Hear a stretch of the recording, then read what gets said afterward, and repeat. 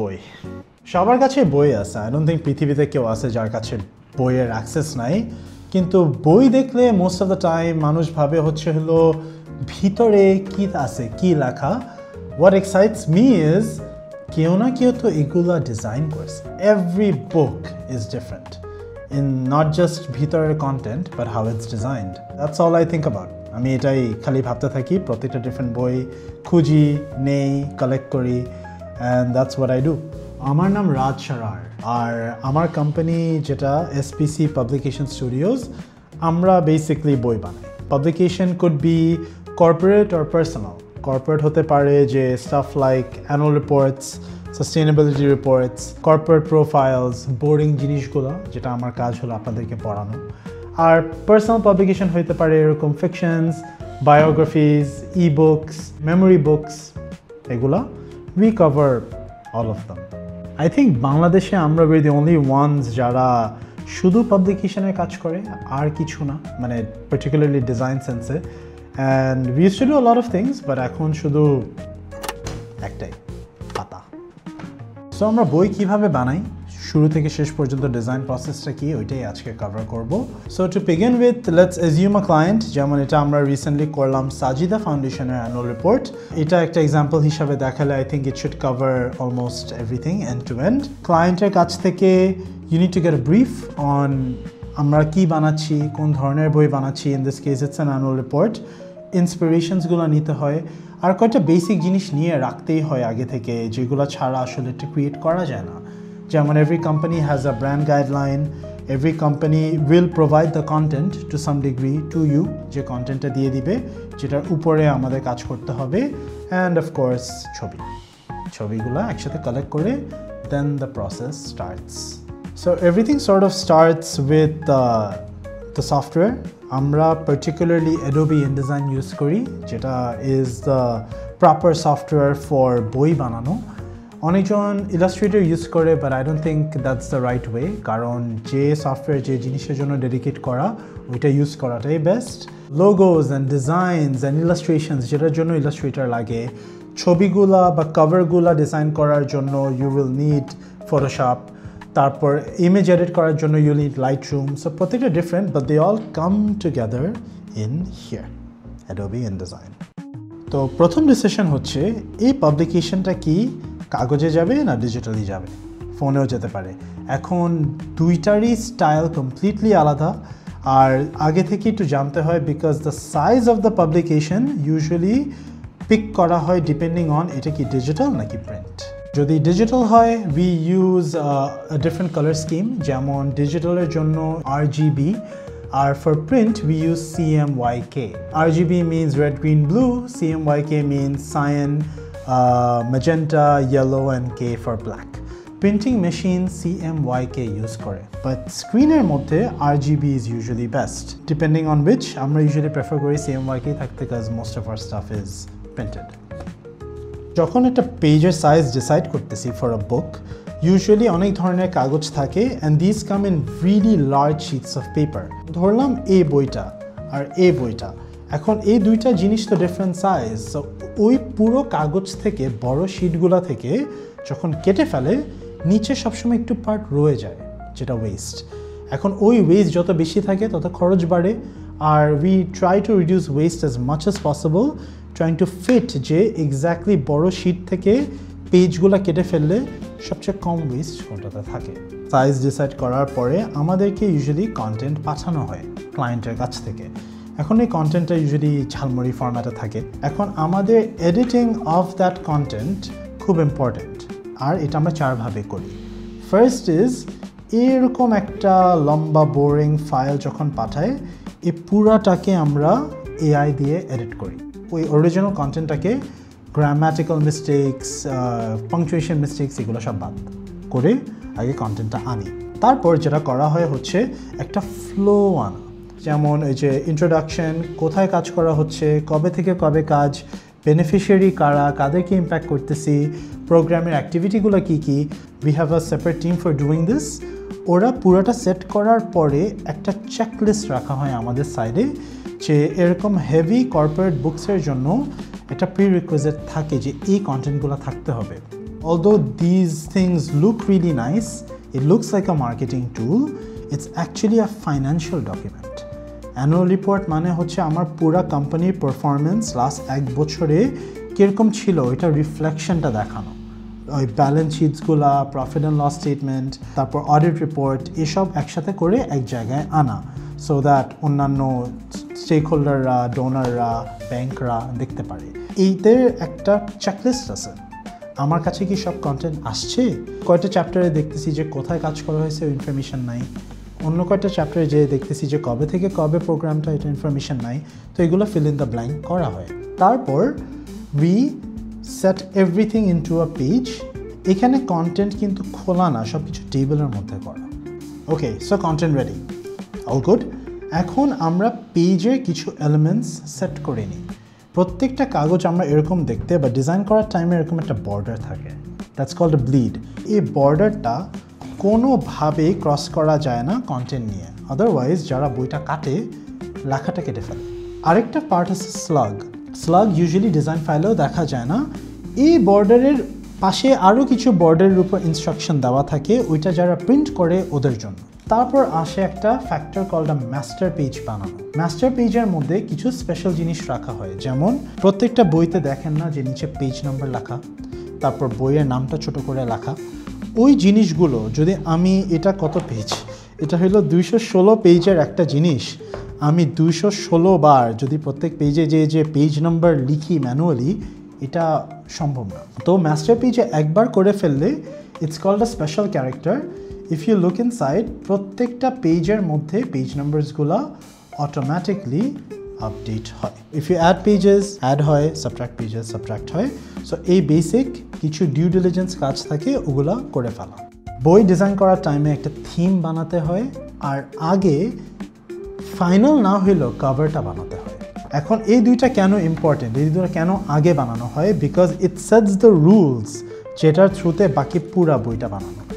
এখন এটা যেমন এই বইয়ের থিম, এই পুরো অ্যানুয়াল রিপোর্টটা সাজিদা ফাউন্ডেশন যাদেরকে হেল্প করে তাদের মুখ থেকে বের হচ্ছে স্পিচ বাবল ফরম্যাটে। এই ফন্ট যেটা ইউজ করা, যে কালার ইউজ করা, এই শেপগুলা, এগুলা সেট করার পরে নোটিস করবেন ভিতরে প্রত্যেকটা পেজের মধ্যে এই একই শেপসগুলা রিপিট করা হয়। That's why you start here. এই জিনিসটা সেট করলে it sets the rules of the entire publication. Otherwise যদি প্রত্যেক পেজ নিজের মতন ডিজাইন করি, এটা আর বই হয় না। তো কভার হয়ে গেল, থিম হয়ে গেল, এখন হলো পেজ। ভিতরের পেজগুলো প্রত্যেকটা একটু মোটামুটি different, but they all follow the same principle. এখন page design normally it's a little different from graphic design, একটা গ্রিড ফরম্যাট ফলো করে। এখানে নোটিস করবেন 3 গ্রিডের একটা পেজ, যেটা এক্স্যাক্টলি স্ক্রিনের মধ্যে আছে। পরের পেজে যদি যাই, এই যে ইউ সি 2 গ্রিডস। মাঝে মধ্যে সাম পিপল ইউজ 1 গ্রিড, পুরা লেখা বাম থেকে ডান পর্যন্ত যাচ্ছে, জাস্ট লাইক দিস।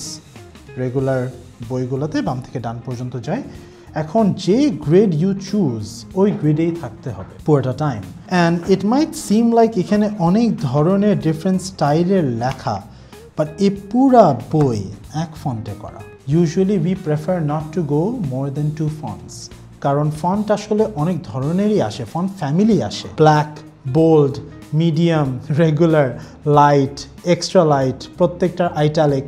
একটা ফন্ট দিয়ে you can make an entire book and it doesn't seem যে আমি অনেক ধরনের ফন্ট ইউজ করে গুলায় ফেলছি।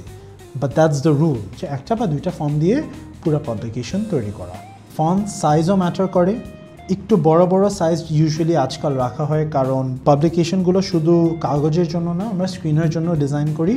তো এই পাতাটা যদি ফোনের এতটুকু জায়গার মধ্যে আসে, আমি কি লেখাটা পড়তে পারবো নাকি না? আবার এরকম হেভি ডকুমেন্ট, আমি জানি না আজ পর্যন্ত কোনো টিনেজারকে তো অ্যানুয়াল রিপোর্ট পড়তে দেখি নাই। These are people above the age of 40, 45 যারা এগুলো পড়ে, তো তাদের রিডিং এবিলিটির জন্য একটু বড় বড় করে ইউজ করা। বাট অন্যান্য কিছু বই, গল্পের বই, আমরা স্ক্রিনে পড়লেও কেমনে পড়ি, এমনে। তো এগুলো একটু ছোটো ফন্ট রাখাটাই ইজ নর্মাল। সো ডিপেন্ডস কোন পাবলিকেশনের সাথে কোনটা। এটা যেমন একদম স্ট্রিক্ট 10, ফন্ট সাইজ 12, এগুলো নিচে যায় না। এখন কন্টেন্ট তো সব থাকে হচ্ছে ওয়ার্ড ফাইলে বা ডক ফাইলে বা গুগল ডক্স এগুলাতে। তো ওইখান থেকে উই স্টার্ট দ্য প্রসেস যে ডক ফাইলস থেকে কন্টেন্টটা ডিজাইন ফাইলে নিয়ে আসা। এই প্রসেসের নাম হচ্ছে ডাম্পিং। আমরা এরকমভাবে কপি করে এরকম একটা ব্ল্যাঙ্ক পেজের মধ্যে পেস্ট করে যে পেজে যতটুকু পর্যন্ত যায় আমরা পেস্ট করে পেজ বাড়াতে থাকি। নাও দিস ইজ রিয়েলি ইম্পর্ট্যান্ট, কারণ একটা ডক ফাইলে যদি 100 পেজ হয় একটা ডকুমেন্ট, ওই ডক ফাইলটা তো এরকম দেখতে না। এখন ওইটা মেবি এরকম ডিজাইনে যেখানে আবার ছবি আছে, ডিফারেন্ট ডিজাইন এলিমেন্টস আছে, ওইটা 120-130 পেজ পর্যন্ত যেতে পারে। And you don't know that until and unless ওই কপি করে এখানে ফেলে পুরাটা ফিল করা পর্যন্ত। তারপর আসলে ক্লায়েন্ট বুঝতে পারে, আমরাও অ্যাকচুয়ালি কনফিডেন্টলি বলতে পারি যে আপনার পুরো পাবলিকেশনটা 250 থেকে 300 পেজ যাবে, ওইটা না, আপনার এক্স্যাক্টলি 272 পেজ এরকম হবে। Page count is also really important because print করার সময় whatever you see printed, always notice it's a even number, it's probably a multiple of 8। কেন? ছোটকালে আপনারা বইয়ের পাতা এভাবে ছিঁড়তেন না? ছিঁড়ার পরে দেখতেন 4টা পাতা বের হতো, এই 2টা পাতা আবার একসাথে লাগানো থাকতো, একবারে প্রিন্ট হতো। এটাকে বলে ফর্মা। বই বানানোর সময় এক পেজ আসে না, 2 পেজ করে হয়, মাঝখান দিয়ে সেলাই করে বাইন্ডিং করে একটা বই বানায়। আমাদের ডিলেমা এরকম হয় যে ধরলাম একটা পাবলিকেশন যেটা 9 পেজ হয়ে গেছে, এখন আমার 2টা অপশন, ইদার এটাকে 12 পেজ নিয়ে যাওয়া বা 8 পেজে নিয়ে আসা। আদারওয়াইজ মাঝখানে কোনো একটা পেজ কোনো প্রিন্টার একটা করে লাগাতে পারে না, আমাদের সবসময় একটা মাল্টিপল অফ 8-এর মধ্যে থাকতে হয়। ডাম্পিংয়ের পর নর্মালি এরকম সাদা কালো ফরম্যাটে থাকে, আমরা একটু বুঝে যাই কত পেজ পর্যন্ত আসে, তারপর এই জিনিসটাকে ডিজাইন করে এরকম ফরম্যাটে নিয়ে আসা হয়। This is what we call placement. আমরা প্রত্যেকটা শেষ করার পরে টপিকগুলো, প্যারাগ্রাফগুলো, ইনফোগ্রাফগুলো, ভিজুয়ালগুলো, বার, চার্ট, গ্রাফ, ছবি সব একসাথে করে আনি। আমরা যখন ডিজাইন করতেছি আমরা 2 পেজ করে ডিজাইন করতেছি, 1 পেজ করে না। অলদো এভাবে ডিজাইন করা বই পড়ার সময় এরকম লাগে, কিন্তু ফোনের জন্য দিলে তখন আবার সিঙ্গল পেজ ফরম্যাটে দিতে হয়। And that creates a few rules. যেমন কিছু পেজে যদি আমি চাই, ধরলাম এই ছবিটা আমি চাইলে পুরা পেজে দিয়ে দিতে পারি, কিন্তু এটা যখন ফোনে একটা মানুষ পড়বে তখন এই পার্টটা 1 পেজে আসবে, এই পার্টটা 1 পেজে আসবে। আমাদের কিছু রুলস থাকে অ্যাট এসপিসি যে আমরা শুধু এক সাইডেই ছবি রাখি, ইট লুকস গুড, প্লাস এটা যখন ডিজিটালের জন্য আমাদের রিলিজ করতে হয় for any client, for any publication, তখন কখনো কারোর চেহারা মাঝখান দিয়ে কেটে যায় না। প্রত্যেকটা পেজে 1টা বা 2টা স্পেসিফিক জায়গা থাকে একটু বড় করে দেওয়া, কারণ আমি চাই আপনি ওই পার্টটাই পড়েন, বাকিটুকু না পড়লেও হবে। আর যে এরিয়া অফ ইন্টারেস্ট সেটা তো পুরোটা পড়তেই পারেন, দ্যাটস ফাইন, বাট একটা ছোট পার্ট অলওয়েজ একটু হাইলাইট করা থাকে, যেমন এই পেজে এটা বা নেক্সট পেজে এই বক্সগুলো, এগুলো একটু particularly highlighted. And when it comes to data visualization, we have to pick whatever goes with the theme. যেমন in this case, it was super simple. ওই exact box formats গুলাই follow করে infographics বানানো হয়। For data, ওই একই একটু ফরম্যাটে নিয়ে bar charts, graphs এগুলা বানানো হয়। So you follow the same style. Infographic একবারে দেখতে সুন্দর হওয়া versus যে পড়তেছে সে একবারে দেখে বুঝে ফেলা completely different জিনিস। We prefer the second way, যেটা দেখে ইনফরমেশনটা নিতে পারে, কারণ আমি একটা ছবির বই বানাচ্ছি না, আমি একটা ইনফরমেশন বই বানাচ্ছি, যতটুকু আমি আমার রিডারকে দিতে পারি কুইকলি, ইজিলি, সিম্পলি, ততই ভালো। মাঝে মধ্যে আমরা কিছু আবার ইন্টারাক্টিভ এলিমেন্টস অ্যাড করি বইয়ের মধ্যে। গেম এলিমেন্ট থাকলে it's always fun for the reader. We add things sometimes like ওই যে word search puzzles, crossword puzzles, তারপর এরকম গেমগুলো যে পেন্সিল দিয়ে বের করতে হয়। তারপর এই গেমটা ছিল ছোটকালে খেলতাম, 1-এর সাথে 2, 2-এর সাথে 3, 3-এর সাথে 4, একসাথে পুরা ইয়েটা কানেক্ট করলে একটা ছবি হয়ে যায়। তো এই এলিমেন্টসগুলো অ্যাড করলে it makes a publication worth reading. তারপর ডিজাইনাররা প্রত্যেক পেজে বসায় once the book is done, final টাচেসের এরিয়া আসে। ফাইনাল টাচেসের নাম্বার 1 হাইপার লিঙ্কিং করা, মানে একটা বই হাতে থাকলে it's very easy to turn to the last page, মাঝখানে যাওয়া, পিছিয়ে যাওয়া, বাট একটা স্ক্রিনের মধ্যে স্ক্রোল করতে মাঝে মধ্যে ইচ্ছা করে যে আঙ্গুলটা খুলে ফেলেই দিই। So So what do we do in this case? We hyperlink. For example, এই বই আর এই বইটা একই। আমি যদি পেজ নাম্বার 180 তে যেতে চাই, ক্লিক করলে পেজ নাম্বার 180 তে নিয়ে যাচ্ছে। তো এরকম কিছু এলিমেন্টস অ্যাড করা। তারপর আসে ছবিগুলো এডিট করা। Colour correction. Colour correction, why is it really important? আমরা ভুলে যাই যখন ডিজাইন করার টাইমে যে পুরাটা টাইম আমরা একটা লাইট বক্সের ভিতরে ডিজাইন করতেছি। তাই যা প্রিন্ট হয় আপনারা নোটিস করবেন একটু গাঢ় হয়। ইট ইজ বিকজ এই কারেকশনটা করা হয় নাই। এই প্রত্যেকটা ছবি অরিজিনালি যা ছিল ওইটা থেকে আরেকটু লাইট করা হয়েছে, কারণ ওর পিছনে তো কোনো আলো নাই। আর অন্যান্য টুকটাক চেক যেমন হতে পারে যে মেবি আমি একটা ওয়ার্ড কপি করতে ভুলে গেছি, এখান দিয়ে এগুলো তো সব ডিফারেন্ট টেক্সট বক্স। তো বক্সের ভিতরে যে যদি বক্সের ছোট হয়ে যায় নিচে লেখাটা আসে না, ইন দোজ কেসেস ইনডিজাইন থেকেই বলে দেয়। আর অনেক টাইমে আমরা ChatGPT, AI ওদেরকে আমরা পাঠায় দুইটা ফাইল কম্পেয়ারও করতে বলি to see if there is any even a word যেটা এই ফাইলের মধ্যে আছে বাট এই ফাইলের মধ্যে আবার ডিজাইন ফাইলে নাই, এগুলো বলে দেয়। আর পুরোটা শেষ করার পরে how do we send it to the client? Multiple ways. Number 1 হচ্ছে there 2 kinds of files. PDF হতে পারে ইন্টারঅ্যাক্টিভ, এখানে যে খেলতে পারতেছি পিডিএফ এর সাথে, ক্লিক করলে চলে যাচ্ছে, নামতেছে, এটাকে ইন্টারঅ্যাক্টিভ পিডিএফ বলে। Why is it interactive? Because এই ফাইলটার সাইজ অনেক ছোট হয়। It's made for websites, it's made for online, আর ইজিলি ডাউনলোড হতে পারে। আরেকটা হলো প্রিন্ট। এখন প্রিন্টে তো বেশি সাইজ ছোট করে কম্প্রেস করতে গেলে ছবি ফেটে যায়, লেখা ফেটে যায়, এগুলো তো কোনো কোয়ালিটিতে কম্প্রোমাইজ আনা যায় না। তো আবার প্রিন্ট ফাইল হয়ে যায় অনেক মোটা। তো এই দুইটা আবার সেপারেটলি পাঠাতে হয়।